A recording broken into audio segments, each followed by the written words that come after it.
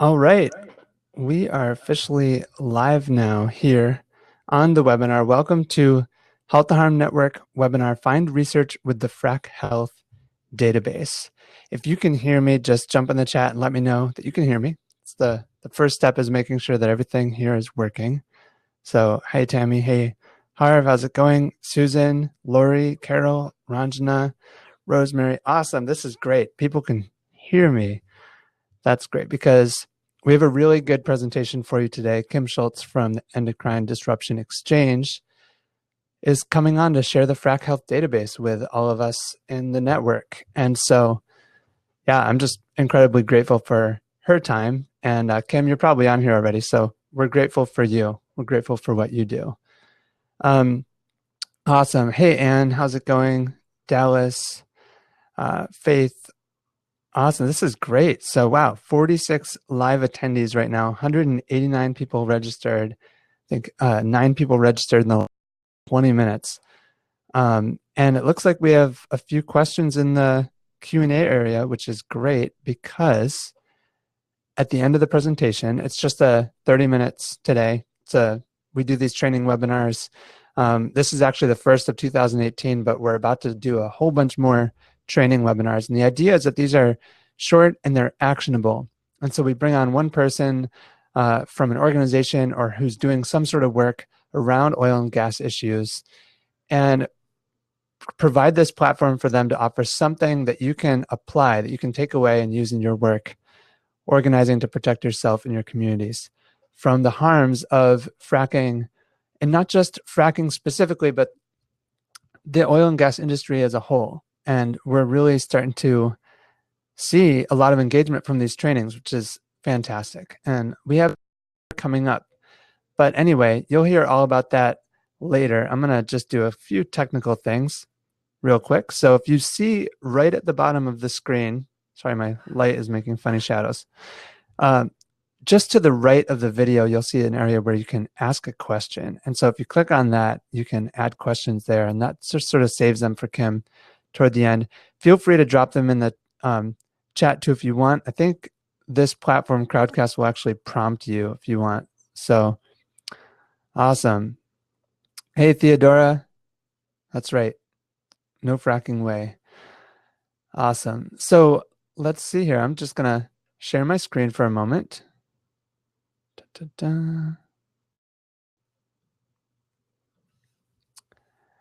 And you should be able to see the big hall of mirrors. Great. Great. So, FrackHealth Database by the Endocrine Disruption Exchange. Now I'm going to see if we can get Kim to jump on here. You can see my screen. You can see all the mirrors, and you can see how many people are attending live right now, which is great. I know Kim's going to be stoked as well. So, Kim, awesome. So in just a moment, Kim's going to jump on. And in the meantime, hey, what's up, Kim? Hi, good to see you. Great. Thanks so much for coming on the webinar today. Thanks for having me, and thanks to everyone who's here. Awesome. So I'm gonna jump into the slideshow here for a second, and just wanted to start out by, well, I've already asked you to say where you're joining in from, so thanks for doing that. Feel free to jump in and say more because it's super interesting for all of us.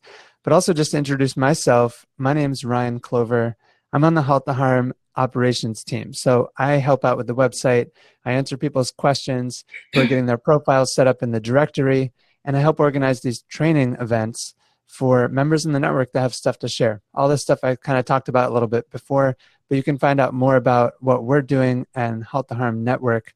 I'm one of a few hundred people in the network that is doing really interesting things. And so, yeah, my job is to help out on a kind of technical level, and I'm doing the best I can with that.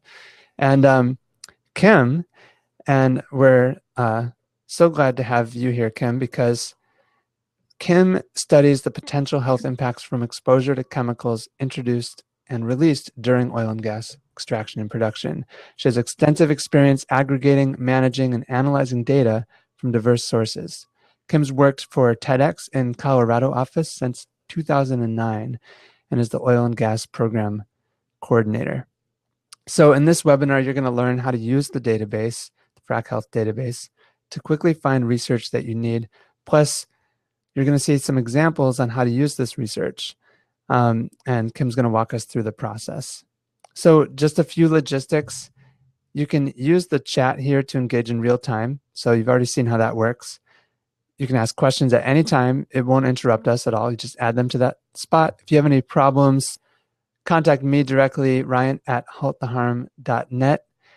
And today's discussion will be recorded, and we're going to be recording a high resolution version as well, so that today you can really just focus on the information, focus on interacting with us, and getting as much value from Kim as possible. And then know that you'll have a high resolution version of the walkthrough of the database. So if you ever need to refer to that, we're kind of using this as an opportunity to make somewhat of a tutorial.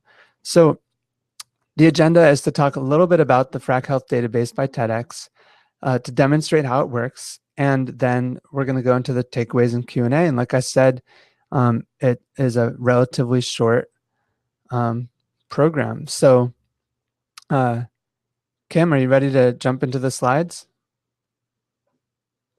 Yeah, do you want to keep the slides up? Yep, I'll bring them up right now. Sorry, I'm throwing you a curveball there. Okay. Cool. Can you put them full screen, please? Yeah. Sorry, I thought it was on full screen. Just a moment. Oh, you mean this way? Yeah. Great. Yeah. Cool. It'd be easier to see the graph that way. Fantastic. So just let me know when you want me to go to the next slide, and I will. I will. Thank you so much. So thank you, Ryan. Thank you so much to everyone who's on the webinar. As he said, I'm Kim Schultz, and I am the Oil and Gas Program Coordinator with TEDx, the Endocrine Disruption Exchange. We are a nonprofit research institute, and our mission is to reduce the production and use of chemicals that interfere with healthy hormone function. Now, a lot of the chemicals that are used and associated with oil and gas are endocrine disruptors, and these include chemicals that go down hole, like for drilling and fracking, and those chemicals that come back up from the formation and would be found in the air emissions and the wastewater. So in 2004, our founder, Theo Colborn, began looking at the relationship between fracking and health, and then we published our first article on the topic on the potential health impacts of drilling and fracking fluids in 2011, and we've continued to publish in this area since. And we also share the science through our teleconference calls and webinars, and through our podcast, Fracking and Health Ask an Expert. So do you want to progress? Thank you.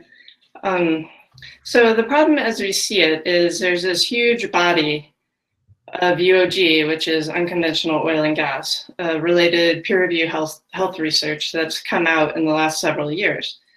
And this is actually a good problem for those of us who are concerned with fracking and health, because the more data we have, the better we can try to protect ourselves and our families and communities from exposures.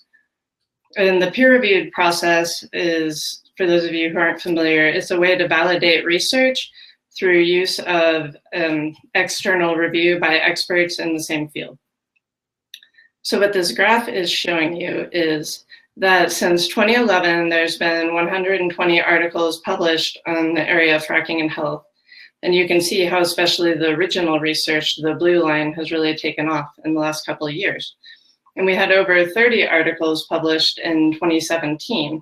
And already there's 4 in the database from 2018, and I'm reviewing another. Oh, shoot.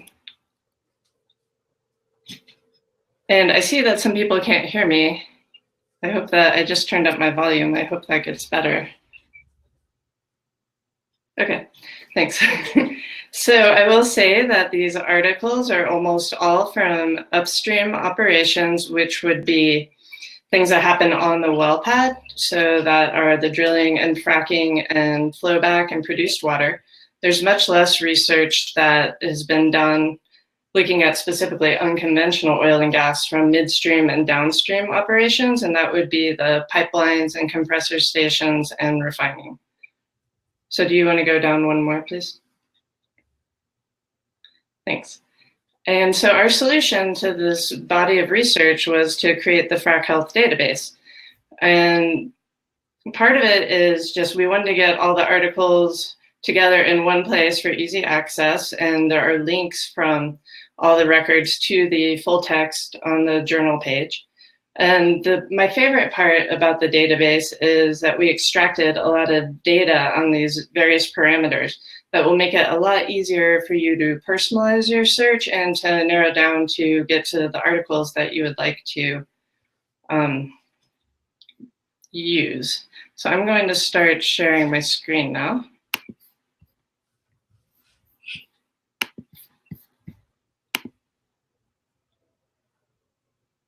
And I can't see myself. I hope that we're all looking at my homepage here, and you can get here with TEDx.org. Looks good, Kim. Okay, good. Because I can't see anything now. And so there's this horizontal bar that's blue. Then you can take it to our menu to the oil and gas program and come down to the FrackHealth Database. And this takes you directly to the database. I have a couple of more things I want to say about it, so I'm going to go to About the Database. And then I wanted to tell you a little more about the methods here. So the way we decided which articles to include, where I did a literature search in PubMed and Web of Science for articles on fracking and health, and I also hand searched articles. And then my co-creator for the database is Katie Pelch. And we both independently reviewed the articles and extracted data for quality control.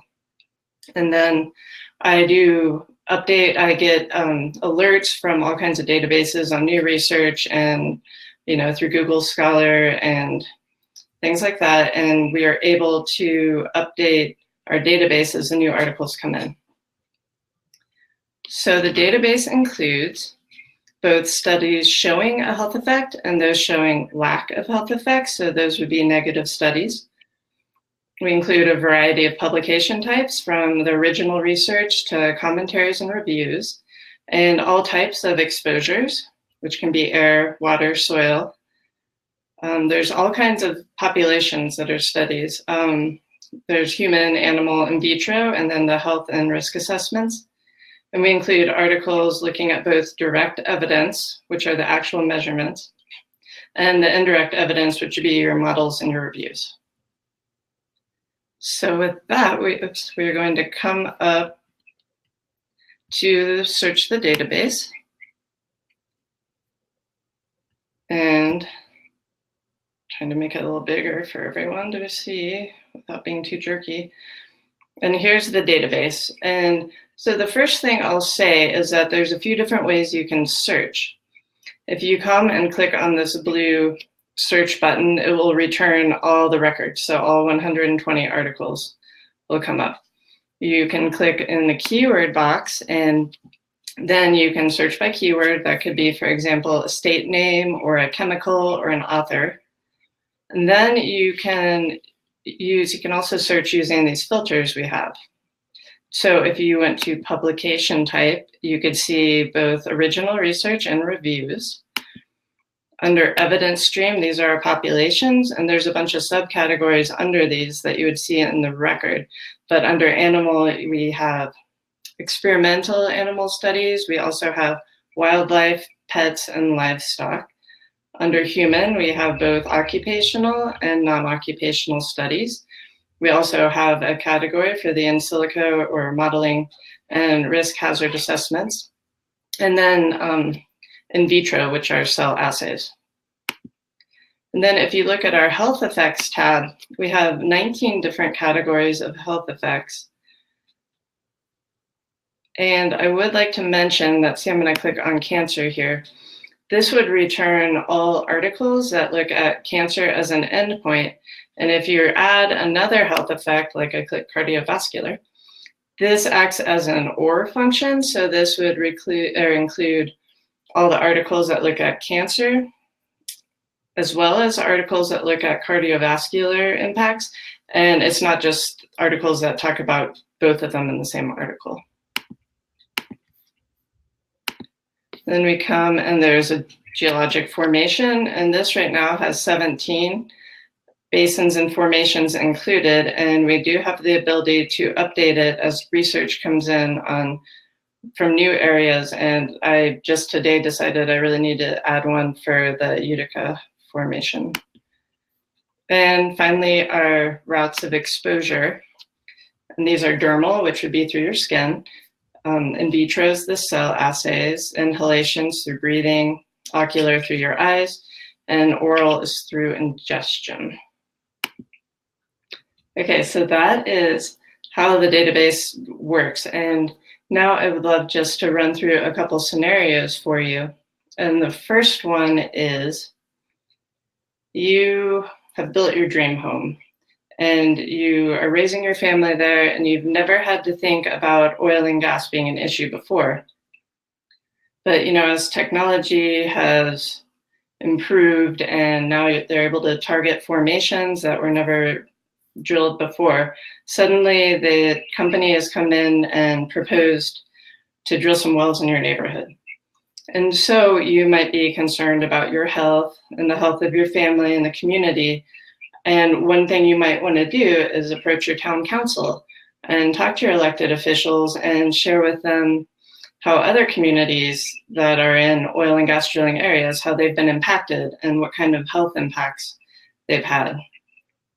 So you could go to the database to look for articles, and you could keyword in symptom.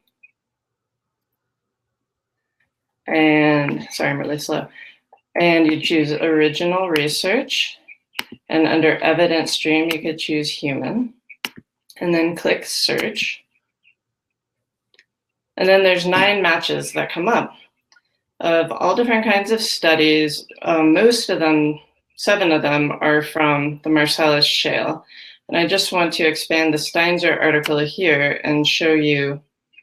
So I hit show details and show you what comes up in a record. You get the title, the full citation, and then this link here takes you to the journal page where you can find the full text of the article for download. You get the abstract, funding and conflict of interest information, and then you get down into these areas that we extracted for you. You can see that this is original research, and the evidence stream is human, non-occupational. You can see the exposure routes. Then there's external exposures that are included, and this was done by survey in an area with drilling activity. And there's a lot of other categories that would come up under external exposures, like could be exposures through the air, drinking water, through spill sites. And these will all show up as keywords as well as in these individual boxes. We get the formation and state, also what resource is being extracted. And this one will show us when there are chemicals that are talked about in the articles, we do pull that information out. And then finally, the health effects. And one more feature I'd like to point out while we're here is that, so you have your 9 articles, and you can also choose to save them as a PDF, which would be right here, or to print them. And it does save and print both what's exactly seen on the screen. So if you were to do it now, you'd get the title, author, year.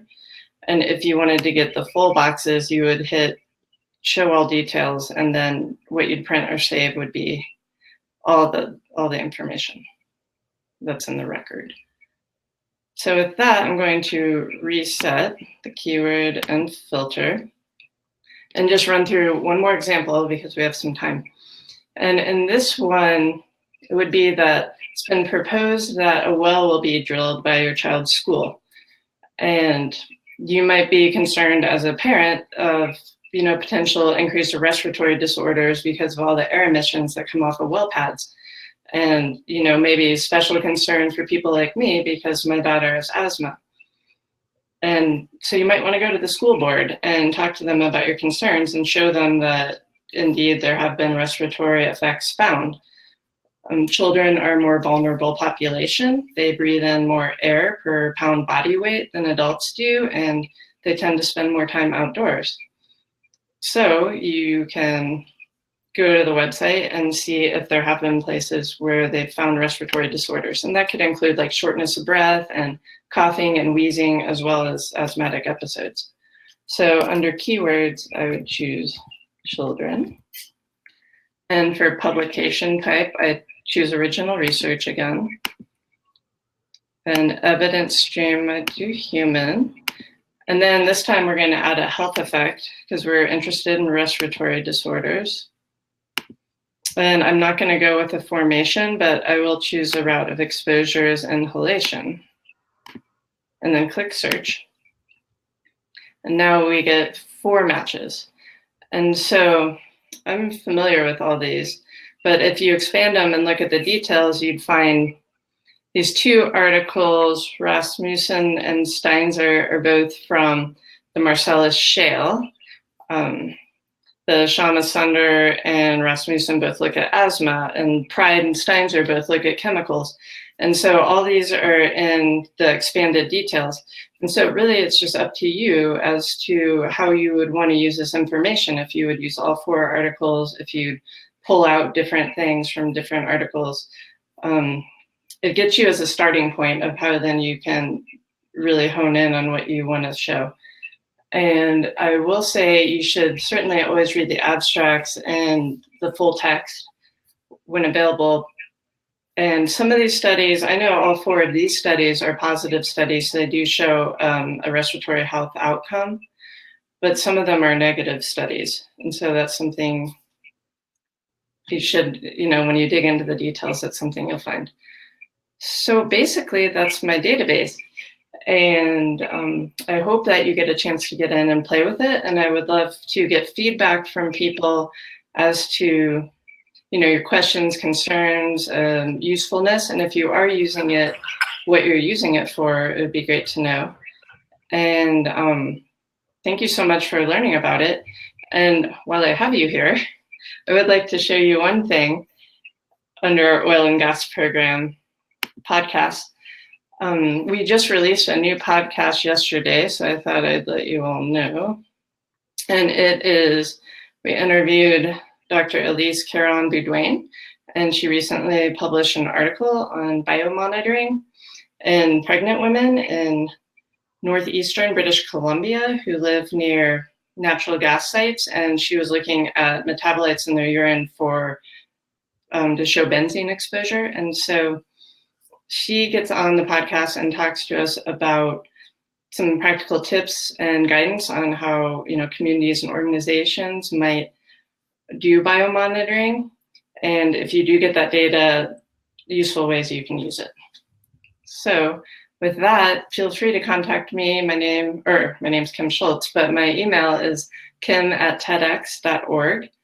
And thank you so much. Any questions, I'll be happy to answer.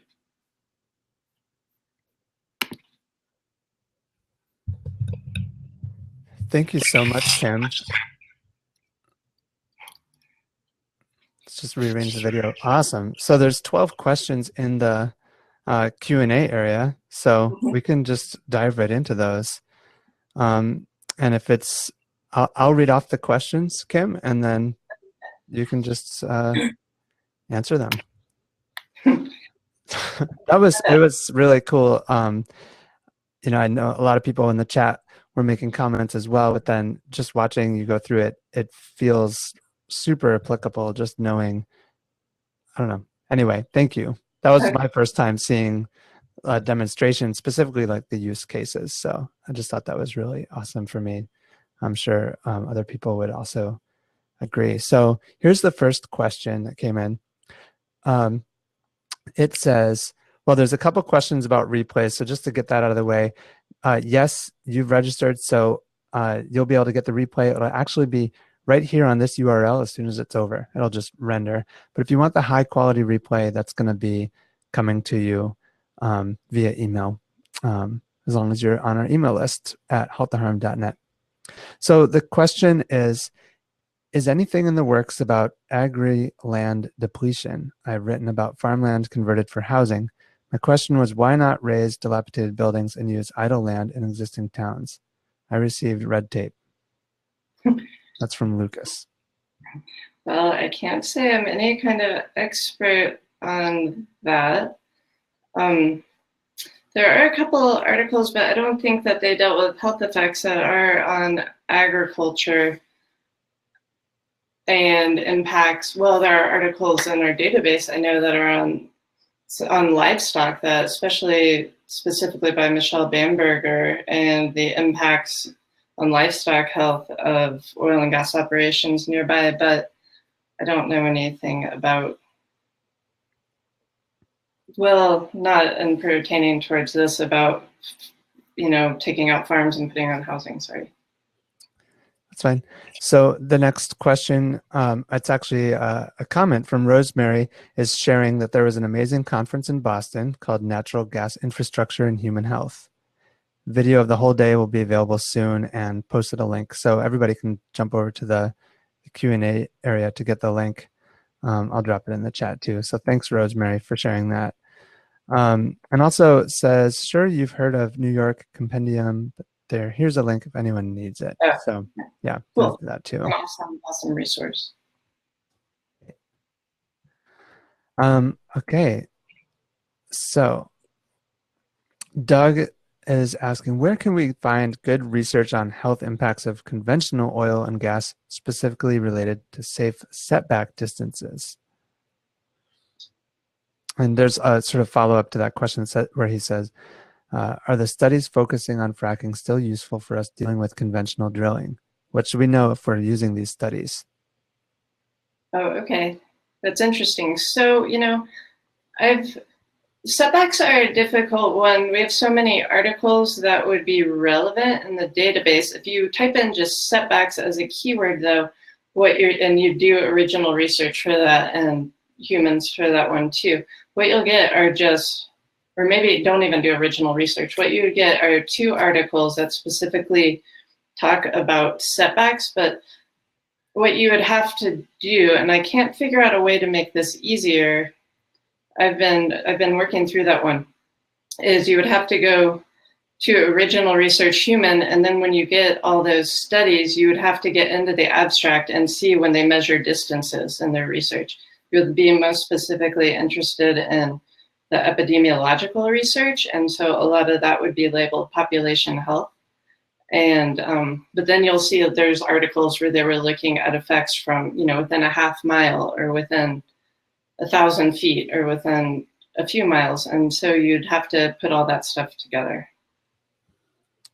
Cool, thank you. So Lori says, I had trouble seeing the chart earlier in the slideshow where you see the increase in studies over the last years. Are the studies mentioned the ones already published or the ones in process? So the studies I mentioned, and that is actually, you can find that graph if you want to on our website on that About the Database page. But those 120 articles are what's actually in the database. And so the ones in process, I promise you, there's going to be, I know, quite a few that are going to come out this year. So that will be really interesting. Great. And Theodora says, is there data on mental health effects? Yes, that would be categorized under neurological and behavior. And there have been actually a lot of those articles that have come out probably in the last year, where definitely a lot on stress, and some other ones maybe on depression, and I can't think of what else, but we have articles like that in our database. Great. Harv asks, is there a way to trace back from health symptoms to the possible UOG chemicals causing those symptoms? Also, tracing back from odors to the chemicals. Okay. That's a good question. I don't know that you can totally do that decisively, but if you're, like, say, personally experiencing some kind of health effect and you want to know possibly what chemical could be causing it, you would have to look and see what's in your air near you, and then you would probably look at the chemicals and their health effects and then kind of go back up from there rather than doing it the other way. And there is data on chemicals in air, but if this is for you specifically, you would need to find your own specific, what you're exposed to, what's detected in your air. I don't know, hopefully that's helpful. So you would have to work with that data first and then go up to the health effect rather than start with the health effect and go back. Right. Great. Rosemary is wondering if the database also contains effects of post-fracking gas infrastructure, like pipelines, compressor stations, power plants, use of fracked gas in the home or business. Oh, well, so not too much. I did just put one in a couple of days ago that was looking at birds and actually endocrine disruption near compressor stations. But since these are specifically on unconventional oil and gas, there hasn't been as much midstream and downstream because I think that it's hard to specify that it comes from fracked gas sources or fracked oil sources. And so there hasn't been as much published. I would love to see more about that conference that was just in Boston on pipelines, because I know that's a huge concern for people and they're going in all over the East Coast. So hopefully more research will come out on that, but I haven't seen a lot. So just to follow up, if Rosemary says, we're mostly downstream of Marcellus here in MA in Massachusetts and are looking at end-use health effects, may we submit? Or may we submit to the database, I'm guessing. Sure, we have a button that maybe I didn't mention, but on our database page it says suggest a study, and please click on that and give us any information that you have on the new study. Awesome. All right, so hold on just a second. Okay, so Carmi is asking, how does the database handle articles that are not open access? Well, there is still a link to the journal page, and there are a lot of articles that aren't open access. And if you do have problems getting these articles and you need me to help you out with that, you can let me know. You can email me. Awesome. And John asks, can we send you articles for review that could be added to the database? Yeah, and I mentioned that. Remember, suggest a study is what the box says. Okay, great. Faith says, wonderful resource. Thank you. How does the TEDx database compare to the compendium of literature done by Physicians for Safe Energy? We often cite those in testimony. The numbers of literature are greater at psehealthenergy.org. Thank you. Yeah, so PSE has this database called Roger.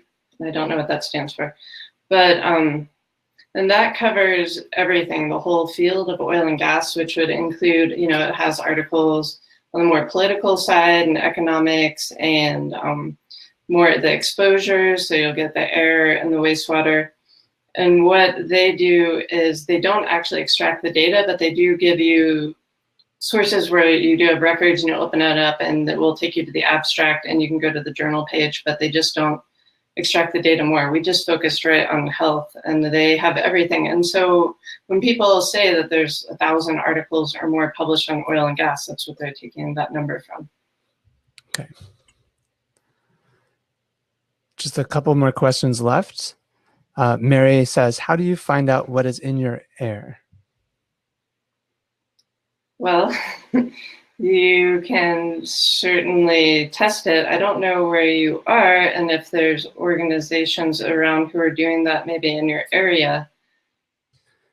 But it's sometimes if you can get, concerned citizens together, there's a lot of ways you can test fairly inexpensively.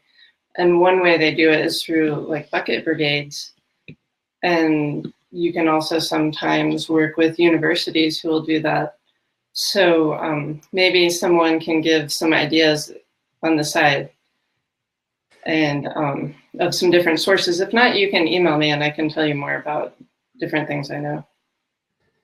Yeah, I would also give a plug for the Environmental Health Project because they are actually, Sarah from Environmental Health Project is coming on to talk about the registry, which is a program that gives you equipment to do some tests, but also to submit data into a registry that then they can use to map the health impacts.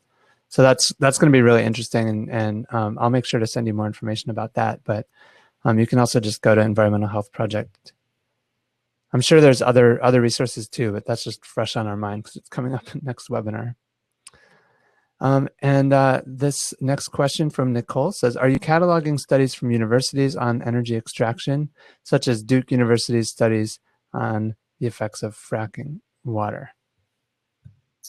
Well, so we only have things that are included that show health effects. So we don't even have articles just showing exposures. That's something you could actually find on the Roger database. So ours is just focused on health effects. Right. And then Leanne Hill says PSC Energy, PSC Healthy Energy maintains the repository for oil and gas energy research. Roger. So that's what that stands for, Repository for Oil and Gas Energy Research. Thanks, Leanne. That's awesome. And provides the link. So I guess that was more of a comment, but still really helpful. The next question comes from Laura. It says, do you have Dr. W Stringfellow's latest study of oil company wastewater use on crops presented to the California Central Valley Water Board on January 24th? That was recorded. I do have maybe, I feel like 2 of his articles in the database, and he looks specifically at chemicals, and I know one of them is specifically at oil field chemicals. So those are in there, and if you wanted to ever find, you could always keyword his name, but that would be under what's considered a review because he's reviewing the chemicals. And I didn't see what I don't know. He has some reports too, so I'm not sure if you're referring to one of his reports or the article, but he does great research. Cool. So there's no more questions. There's just a comment from Laura that says, I have an air monitor for fine particulate air pollution, Purple Air brand, and a methane sensor. So, yeah. That's cool. And also another comment about Dr. Stringfellow's presentation and provides a link to the report. So I guess it's not been publicly released, but it's still in the works. But there's a link here in the questions that Leanne added here as well. So cool. Thank you so much, everybody who brought questions. As we wrap up, Kim, I guess my final question to you would just be, what does TEDx have coming up? You mentioned the podcast, but just tell us a little bit more about what you have in the works that we can look forward to. And also, how can we hear about it? What's the best way for us to follow the important work that you're doing?